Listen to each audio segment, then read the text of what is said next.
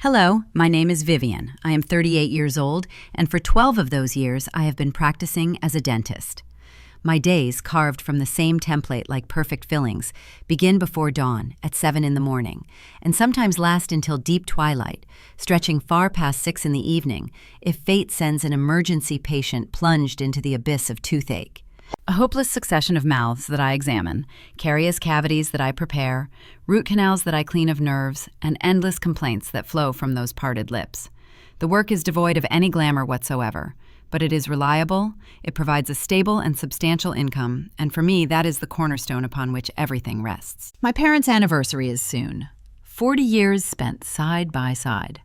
My father is now 63, my mother 61. I spent all my childhood and adolescence together with my younger brother Jacob in their small apartment on the southern outskirts of the city, which smelled of old books and boiled potatoes. We were not spoiled with communication.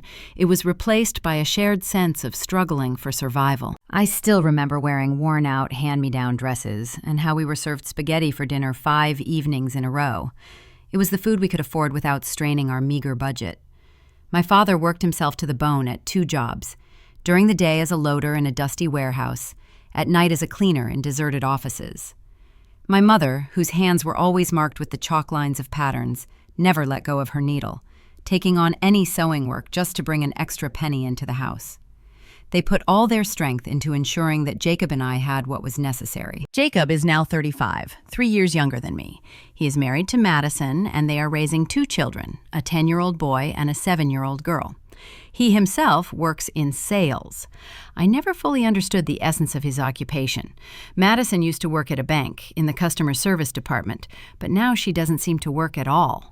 The family is crammed into a rented apartment on the other far end of the city. A firm steel-like resolve to help my parents when I grew up came to me at the age of 10. I was merely a quiet witness to their exhausting battle with life. Every evening I saw my father, stooped and gray with fatigue, cross the threshold of the house.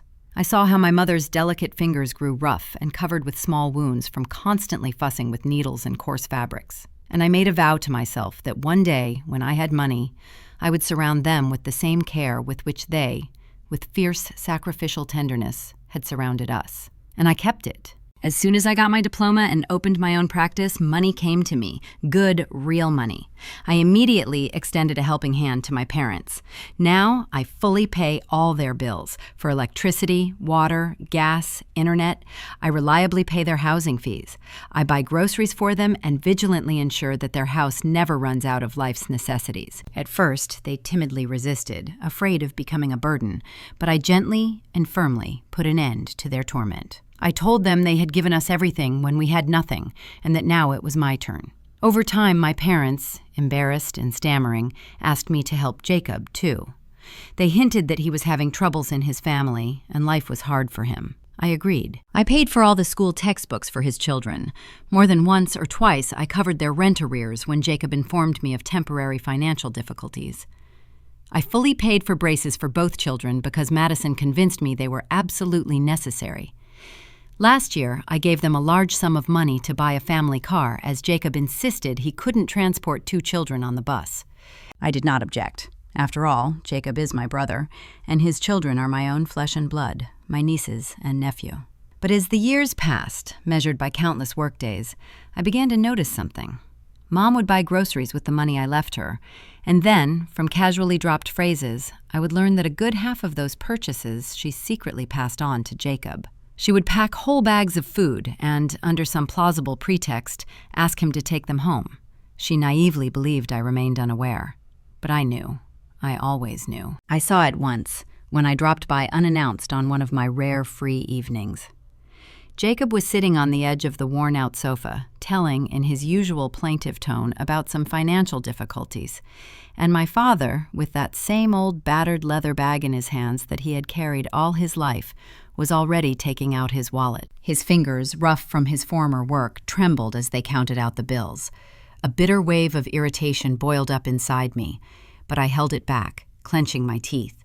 I understood. My parents couldn't help themselves.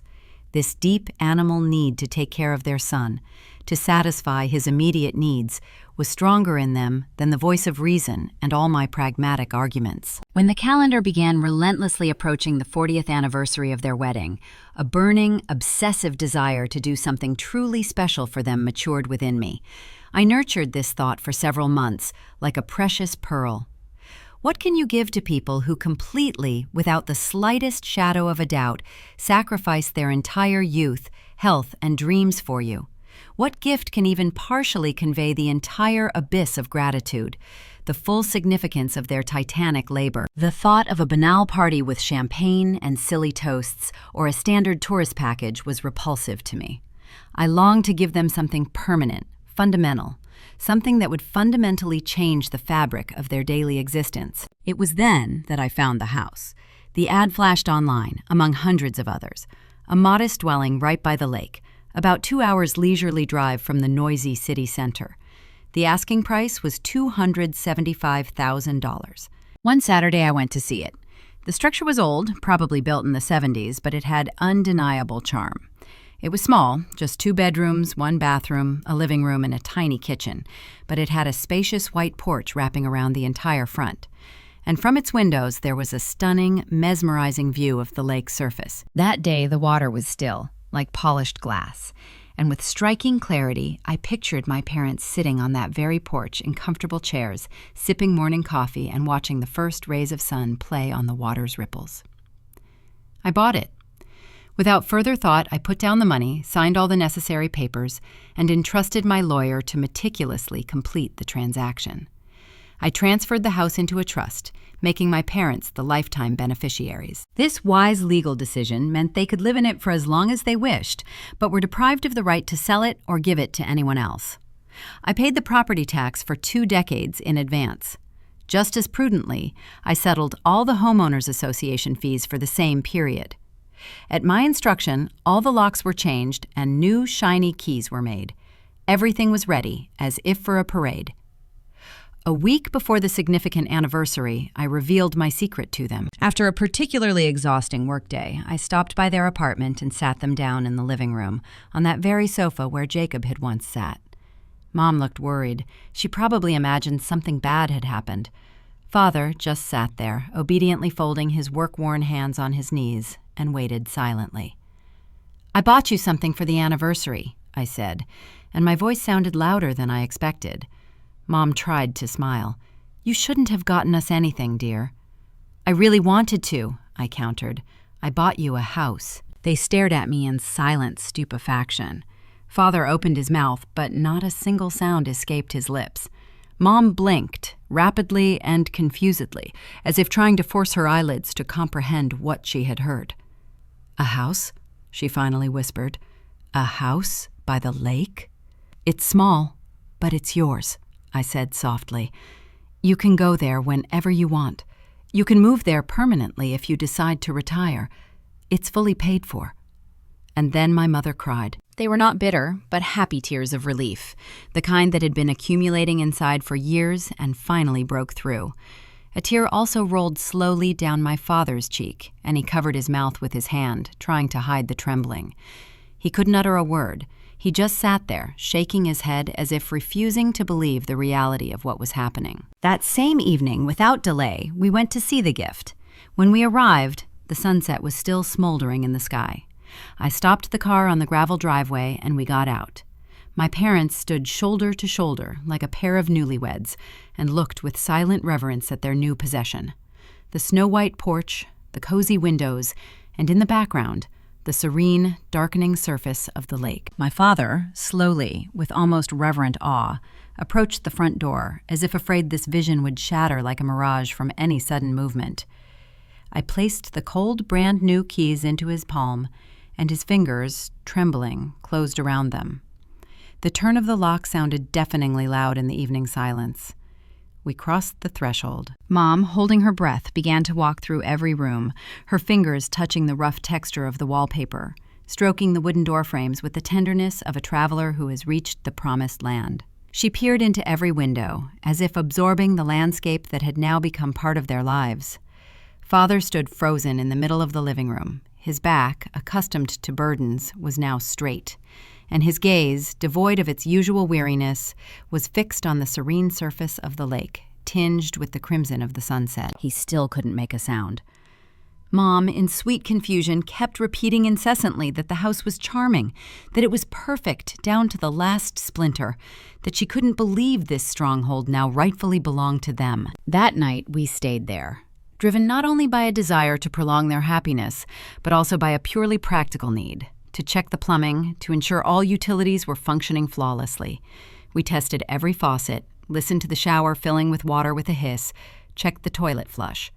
Everything was in perfect order. My parents barely closed their eyes. They settled on the spacious porch and sat there until dawn, engaging in quiet conversation and not taking their eyes off the water shimmering in the night. I, lying in one of the bedrooms, through the open window heard fragments of their quiet voices, filled with unaccustomed joy, the sweetest and most bitter sound in the world. With the coming of morning, I had to return to the city. The schedule, planned down to the minute, the patient appointments scheduled weeks in advance, nothing could be canceled. My parents, as if by agreement, decided to stay for a few more days to fully enjoy their new refuge. I hugged them goodbye, whispered an instruction to call at the slightest need, and left, leaving them in this idyll. On the second day after my departure, Jacob called Mom. I found out about everything later, from her confused, guilt-ridden account. Apparently, he called just for show, to ask how they were and what they were doing. My mother, who never knew how to lie skillfully, faltered at a simple question and, stammering, muttered that they were at a lakeside cottage. Naturally, Jacob immediately asked what cottage. Mom panicked, trying to wriggle out, said they were staying with friends. But Jacob, whose sense for other people's property was sharper than a bloodhound's sense of smell, didn't believe her. She said he bombarded her with questions, demanded the names of these friends, the exact location, sarcastically asked why he, their own son, knew nothing about it. Mom tried to evade answering, but his pressure was relentless. In the end, succumbing to the onslaught, she gave in and dictated the address. That same evening, Jacob appeared on the doorstep of the house. Mom called me around 9 and I heard panic and confusion in her voice. "Jacob is here," she whispered, and distant children's voices could be heard in the receiver. He showed up without warning with Madison, the kids, and even the dog. He announced that he wanted to see the house. I felt everything inside me grow cold and clench. "What did you tell him?" I asked, already guessing the answer. "I told him it was your gift.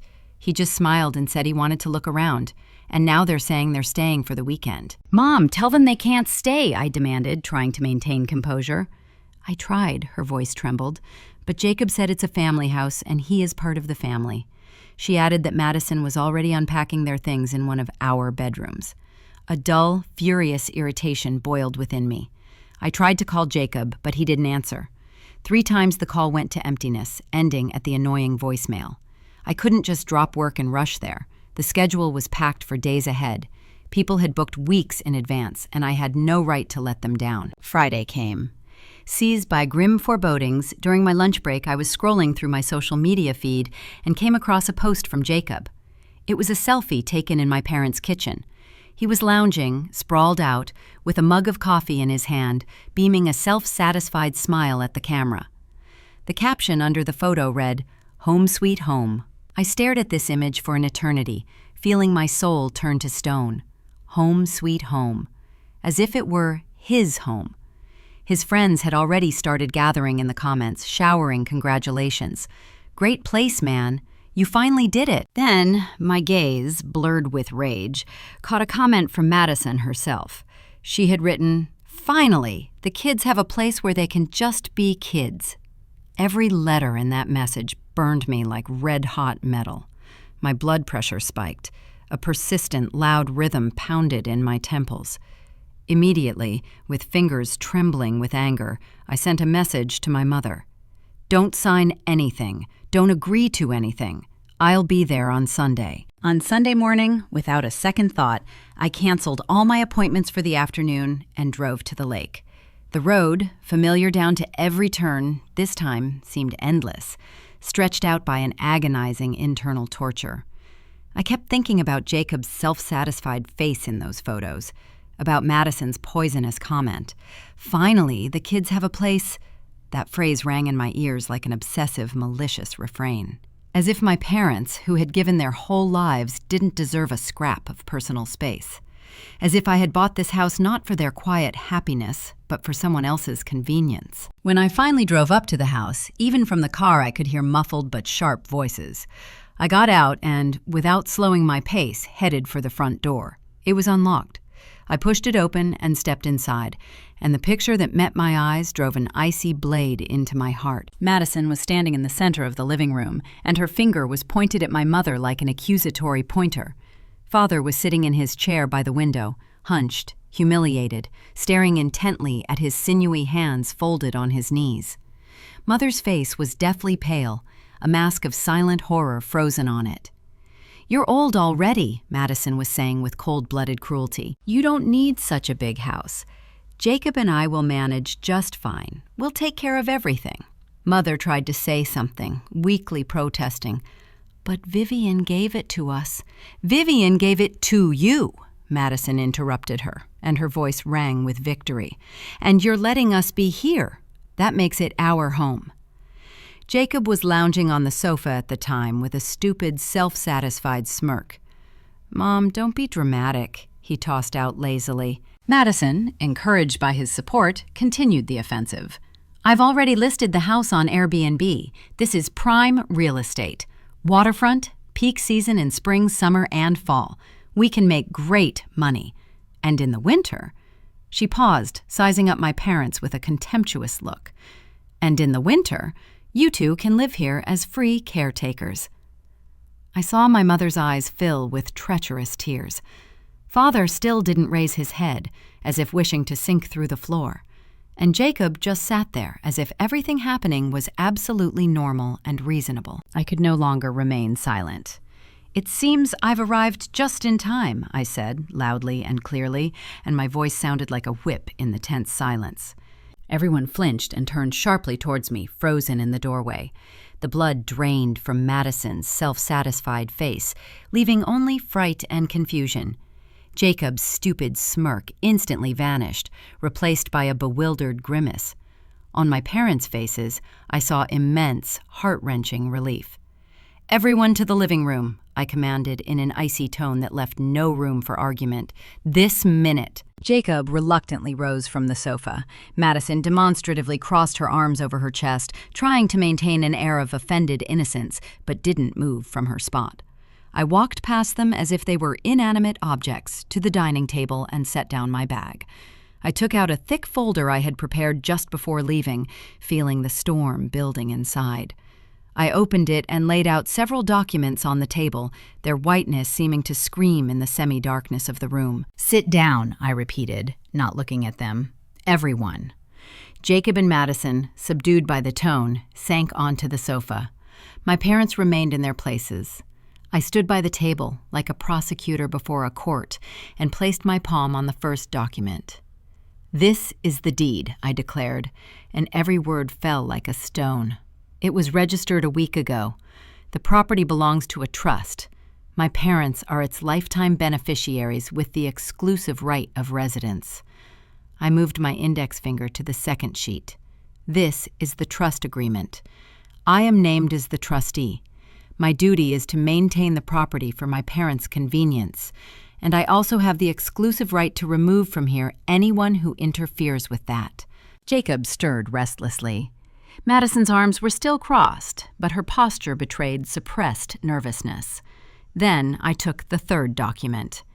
"And this," I said with icy politeness, "is a screenshot of the Airbnb listing that Jacob posted. Here are photos of this house.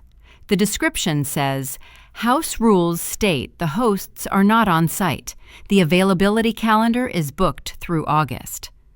And, most interestingly, the bank account for payment is listed as belonging to Madison." Madison's face, which had been flushed with anger just moments before, now turned white as chalk. I held up the fourth document. It was a printed version of a group chat that my father, with a trembling finger of shame, had forwarded to me yesterday.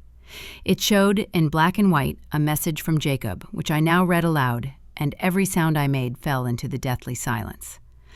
"I'll make Vivian agree. She always gives in when Mom cries." My father finally looked up at me, his eyes full of silent agony, and then transferred his gaze to Jacob. He couldn't bear this silent reproach and turned away, staring at the floor. I took the fifth, final document. It was the Homeowners Association rules. I opened it to a pre-marked page and slowly, deliberately, read out the clause that categorically prohibited short-term rentals of homes in the area. Then I neatly, with emphasized calm, folded all the papers back on the table and fixed my gaze on Jacob and Madison, frozen in anticipation of the verdict. "Today you will pack your things and leave," I announced, and not a single note trembled in my voice. "You will take down that listing. You will write to everyone who is already booked and cancel their reservations. You will refund their money. You will apologize to Mom and Dad for the fear you have sown here. And you will leave the keys on this table before you step over the threshold." Jacob snorted, then laughed, a short, nervous, strained laugh that sounded desperate. "And what if we refuse?" he challenged, trying to maintain a mask of bravado. In response, I silently took out my phone and showed him the screen. There, ready for immediate sending, shone 3 emails. One to the HOA board, another to our family lawyer, and a third, a police report for illegal trespassing. "And 2 houses down," I added in an icy tone, "a locksmith named Mark is waiting for me." Madison jumped up sharply from the sofa. "We're not going anywhere," she declared, but her voice no longer held its former confidence, only frightened stubbornness. "Oh, you are," I retorted, "or I will dial the police right now." And as if on my command, the sound of an approaching truck was heard outside the window. Mark got out, a man in his 50s, large, with gray hair and an imperturbable, calm expression. With a toolbox in his hand, he approached the front door and gave me an inquiring nod. "You ready?" he asked. "Yes, Mark," I replied. "Go ahead." And he, without another word, went straight to the door and began removing the old lock. At that moment, Madison completely lost her composure. She ran outside and started screaming at the locksmith, claiming he had no right, that this was their house, and that she would call the police herself. Mark didn't even dignify her with a glance, continuing his work with methodical calm. The entire eviction process took 3 hours. 3 long, agonizing hours. Madison threw a real tantrum on the driveway. She kicked the curb so hard I was momentarily afraid she had broken her foot. She immediately started calling someone on the phone, probably a lawyer or an acquaintance versed in legal matters, screaming about her trampled rights and asking what she should do now. The children, embarrassed and frightened, silently gathered their things inside the house. The dog, sensing the general tension, wouldn't stop barking. Meanwhile, I sat in the kitchen with my mom and made tea. She kept wiping tears with a paper napkin, muttering that she didn't want to bother me and had hoped they could sort it out themselves somehow. I gently but firmly told her she was not to blame, that Jacob and Madison had simply taken advantage of her kindness and softness. She just nodded in response and started crying again. Meanwhile, Jacob tried to find some loophole. He came into the kitchen 3 times, each time with a new pretext. The first time, he assured me they were just worried about our parents, that they wanted the kids to spend more time with their grandparents, and that it would be good for everyone. I didn't even look at him. "Get out of the kitchen, Jacob." The second time, he stated that I was always buried in work, that our parents were getting old and needed someone around, and that he was just trying to help. "You're not helping," I cut him off, feeling a cold rage boiling inside me. "You're abusing their trust and my help." The third time his visit to the kitchen was marked by a new, desperate tactic. He accused me of simply buying Mom and Dad's love with this house. "You're buying their love, Vivian," he hissed with hatred in his voice. "You always thought money could solve everything, patch any hole in our lives." I slowly set the porcelain cup down on the table, and the quiet click sounded louder than any scream. I looked at him directly, point blank, and said coldly, "You're just a spoiled child who never grew up." He opened his mouth to spew more venom, but the words stuck in his throat. Clenching his fists, he turned sharply and left, slamming the door. He didn't come back after that. Meanwhile, Mark successfully finished his work, replacing all the locks with new ones, with shiny, unused keys, which he solemnly handed to me. Madison, still unyielding in her defeat, was clutching the old keys in her hand as if they were symbols of her lost power. Mark, passing by, indifferently remarked that they were useless now. With a snarl, she threw them on the ground, where they were ingloriously lost in the gravel. When they finally loaded their belongings into the car, Jacob lingered for a moment, turning to me.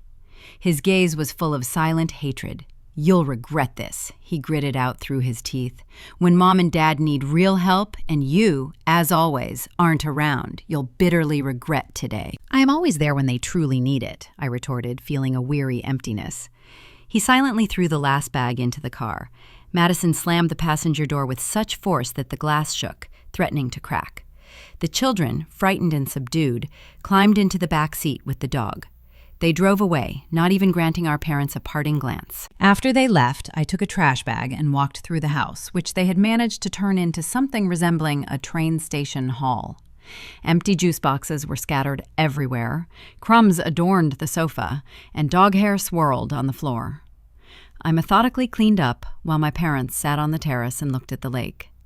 They looked exhausted, as if they had survived a natural disaster. In the evening, we had dinner on that same terrace. I made a simple pasta with vegetables found in the fridge. The sun was slowly setting over the lake, coloring the water in crimson and gold tones, and the air was filled with coolness. Mom and Dad gradually relaxed, even cheerful notes appearing in their voices. They made plans to plant a flower garden by the house.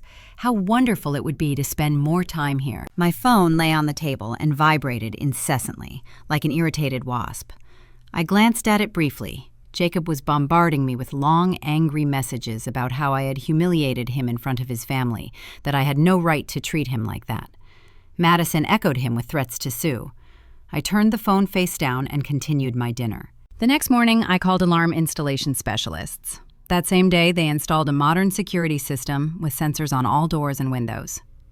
Next, I contacted another company that dealt with video surveillance systems. They installed cameras all around the perimeter of the property, covering the driveway, the front and back doors, and the sides of the house. All recordings were saved to cloud storage, which I could access from my phone. The following week, Jacob launched a real information war in our family group chat. He wrote lengthy messages accusing me of stealing the house from his children, calling me cruel and selfish. He posted meaningful stories on Instagram with superimposed text like, "When money makes you cruel." I did not dignify a single one of his attacks with a response. Instead, I dialed my aunt's number, my father's sister, a woman who was always aware of all family vicissitudes. I told her the whole story, in detail, without embellishment, about buying the house, how Jacob and Madison tried to appropriate it, about the Airbnb scheme. She listened to me attentively and said she would talk to the other relatives. Then I sat down and wrote a formal letter addressed to Jacob and Madison. The letter was concise, like a surgical incision, and contained only 3 indisputable points.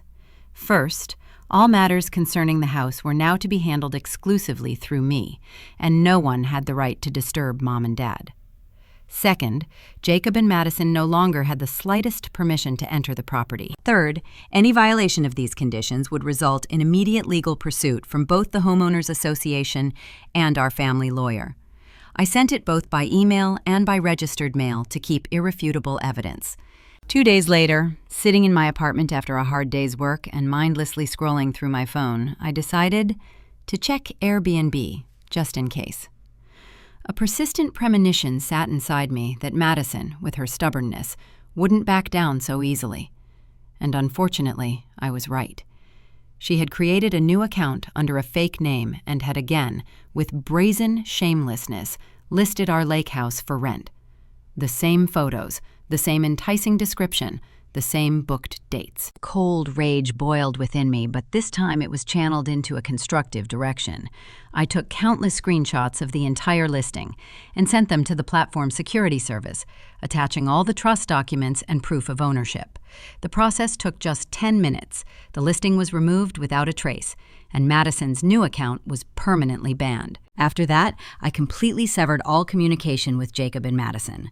I blocked their numbers, unfollowed them on all social media, and immersed myself in the familiar rhythm of life. Work at the clinic on weekdays, trips to the lake on weekends to spend time with Mom and Dad. Weeks passed. Life gradually returned to normal, as much as was possible after the hurricane that had swept through our family. My parents were gradually settling in. They bought new garden furniture for the terrace, planted roses in front of the house, and the dwelling slowly began to acquire their elusive spirit. One Thursday evening, as I was getting ready for bed, the phone rang.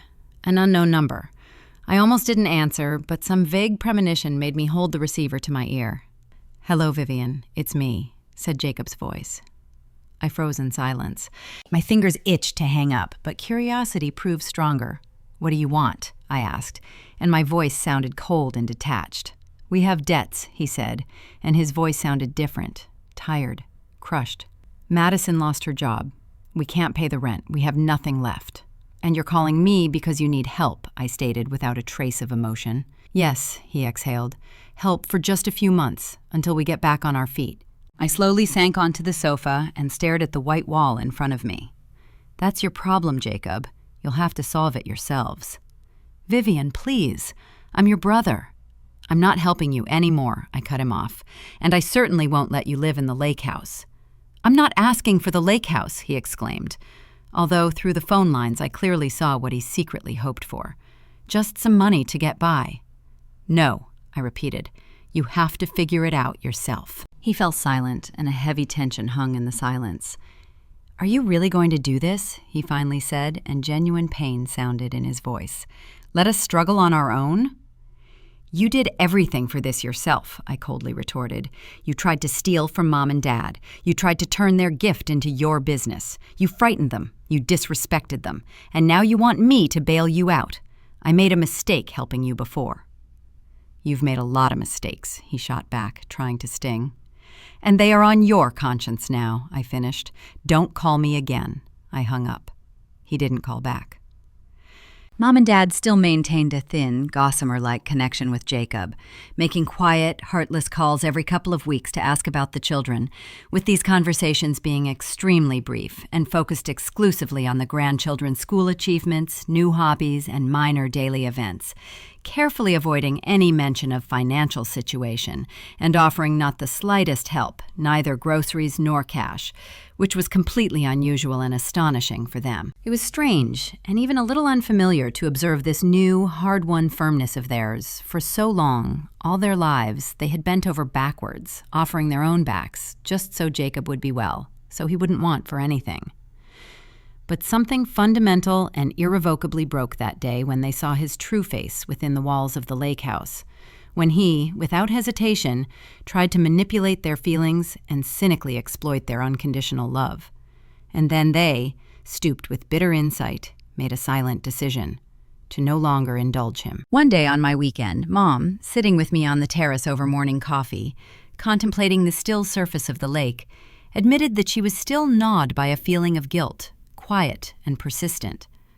"I feel like I failed him," she whispered, and an old, familiar anguish stood in her eyes. "I should have raised him differently, better." "You didn't fail him, Mom," I said, softly but firmly. "He made his own choice, an adult and conscious one." "I know," she nodded, looking into her cup, "but he's still my son." "And you're still his mother," I said, "but that high title doesn't obligate you to let him wipe his feet on you like a doormat." She nodded again, with more confidence, and took a sip of coffee. "You're right. Your father and I have talked a lot about this. We've decided to focus on ourselves now. For so many years, we worried about everyone except ourselves. Perhaps it's time to think about what we want for a change."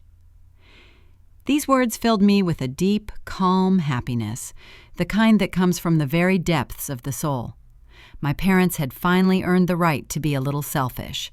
They had earned their peaceful sky overhead, their home, their retirement, and their quiet, measured happiness together, without the constant, exhausting anxiety about Jacob and his endless problems. Time flowed, slow and healing. I continued to immerse myself in work, find solace in my weekdays, and head to the lake every weekend, to that very house that had become a true refuge. Sometimes Jacob and Madison brought the children to spend a few hours with their grandparents, and my parents genuinely enjoyed these short visits, filling them with fishing, games by the water, and home-cooked lunches, and the children seemed truly happy in those moments. I saw my nieces and nephew during these rare meetings. We exchanged light, casual phrases. They readily told me about school, friends, new video games, and I listened, nodded, and asked questions. And this quiet, cautious communication was quite enough for me. I didn't need more. As for Jacob and Madison themselves, I never saw them. They, like shadows, appeared only to drop off and pick up the children, not attempting to cross the threshold of the house, and not asking questions about it, perfectly understanding where the invisible but insurmountable boundary lay. As for me, I completely and finally ceased any communication with Jacob and Madison. I had absolutely nothing to say to them. They had shown me with utmost clarity who they really were, and I had finally believed them without a shadow of a doubt. I harbored no malice in my soul and didn't waste energy on futile anger. I simply moved on, filling my days with work, caring for my parents, and quiet weekends at the lake house. And this simple, orderly life was quite enough for me. Life had acquired a new, simpler, and calmer melody, and my parents were happy, and that was the only thing I truly desired. The lake house belonged to them by right, and no one, not Jacob, not Madison, no one else, could take this quiet refuge from them.